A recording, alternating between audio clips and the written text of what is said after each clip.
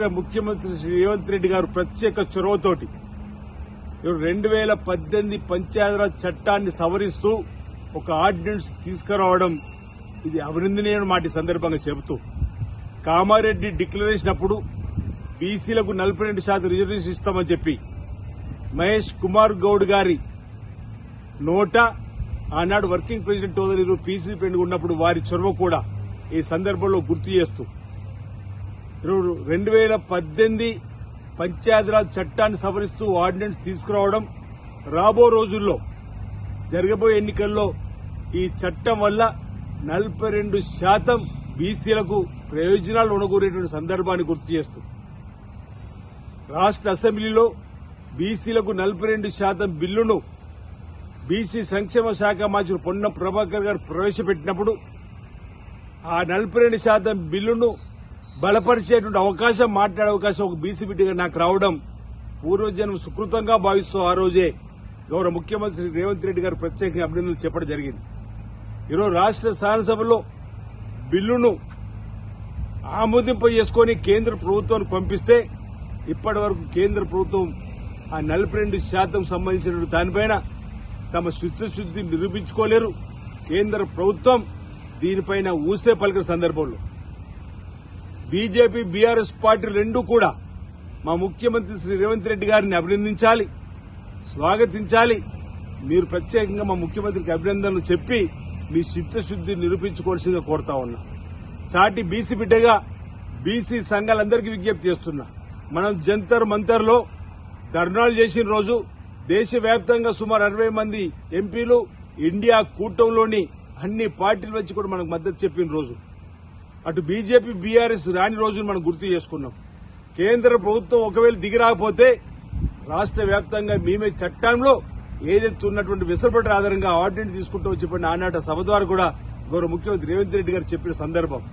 ఈ రోజు మనం ఒక ఆర్డినెన్స్ తీసుకుని వచ్చినాం. ఈ ఆర్డినెన్స్ ప్రకారం మనం ముందుకు పోయేటువంటి సందర్భంలో బీసీ సంఘాలు సైతం కాంగ్రెస్ పార్టీ ప్రభుత్వాన్ని అభినందించాలి, గౌరవ ముఖ్యమంత్రి రేవంత్ రెడ్డి గారిని అభినందించాలి, పీసీ అధ్యక్షుల్ని అభినందించి రాబో రోజుల్లో బీసీల పక్షపాతమైనటువంటి ఎస్సీ ఎస్టీ బీసీ మైనార్టీల ఐక్యతకు కాంగ్రెస్ పార్టీ ప్రభుత్వం పెద్దపీట వేస్తున్న అంశాన్ని గమనించి ఈ రోజు అభినందించాలని చెప్పని సాటి బీసీ సోదరులకు బీసీ సంఘాలకు నేను ఈ సందర్భంగా విజ్ఞప్తి చేస్తూ కవిత ఏదో సంబరాలు జరుపుకుంటున్నది, నీకేం సంబంధం అమ్మా మా బీసీలకు సంబంధించిన అంశం వచ్చినప్పుడు అని చెప్తా ఉన్నాం. మీ పార్టీలో మా బీసీలే లేనట్టు బీసీలకు కూడా నాయకత్వం నువ్వే వహించిన రోజు మేము గట్టిగా అపోజ్ చేసినాం. మీకే సంబంధం మా బీసీలకు సంబంధించి అసలు నీ పోరాటం ఎక్కడుందో అని అడుగుతా ఉన్నా. ఈరోజు బీసీల కోసం మా బీసీ సంఘాలన్నీ ఈరోజు మా పార్టీ కాంగ్రెస్ పార్టీ 42% రాజకీయ రిజర్వేషన్ ఇస్తున్న రోజు ఈ పార్టీ ఎక్కడ మీద ఉంటున్నా. 10 సంవత్సరాలు రాజకీయాలు ఉన్నటువంటి ముఖ్యమంత్రిగా మీ నాన్న, మీ సోదరుడు, మీ వాళ్ళు బీసీలు పట్టించుకోకపోతే ఆ రోజు ఎందుకు నీ పోరాటం చేయలేమని చెప్పి అడుగుతున్నాం. ఈరోజు మా పార్టీ 42% రిజర్వేషన్ ఇస్తాను కామారెడ్డిలో ఇచ్చినటువంటి దాని ప్రకారం ఈరోజు మేము ముందుకు వెళ్తుంటే మీరేదో రంగులు పూసుకొని మీరేదో సంబరాలు జరుపుకునేటువంటి కార్యక్రమం చేయడం ఇది అవివేకమైన మాట సందర్భంగా చెబుతూ కవితకు బీసీల ఉద్యమానికి ఏం సంబంధం అని అడుగుతున్నా. కవిత అసలు మా బీసీల పక్షాన్ని ఏనాడు నువ్వు నిలబడ్డావు అనేది కూడా ఈరోజు ప్రజలు చూస్తారు. ఈరోజు ముమ్మాటికి స్వతహాగా బీసీ బిడ్డ కాకున్నప్పుడు ఈ క్రెడిబిలిటీ అంతా కూడా గౌరవ ముఖ్యమంత్రి రేవంత్ రెడ్డి గారికి దక్కుతుంది. సమన్వయం చేసినటువంటి మరి పెద్దలు పొన్నం ప్రభాకర్ గారు, మహేష్ కుమార్ గౌడ్ గారు, ఈరోజు రాహుల్ గాంధీ గారు ఇచ్చిన ఆలోచనకు అనుగుణంగా ఏదైతే భారత్ జోడ్లో కులగానే జరపాలన్నప్పుడు జరిపినామో దాన్ని ఆధారంగా లెక్క పక్కగా వచ్చిన తర్వాత శాస్త్రీయ పద్దతుల్లో ఈ అంశాన్ని ముందుకు తీసుకుపోవడంలో ఈ ప్రభుత్వం కృతనిశ్చయంతో మా చిత్తశుద్ది నిరూపించుకోవడానికి అవకాశం వచ్చింది. మా చిత్తశుద్ది నిరూపించుకున్న వాటి సందర్భంగా నేను తెలియజేస్తూ మరోసారి గౌరవ ముఖ్యమంత్రి రేవంత్ రెడ్డి గారికి నేను ప్రత్యేకమైనటువంటి అభినందనలు అందజేస్తా ఉన్నా.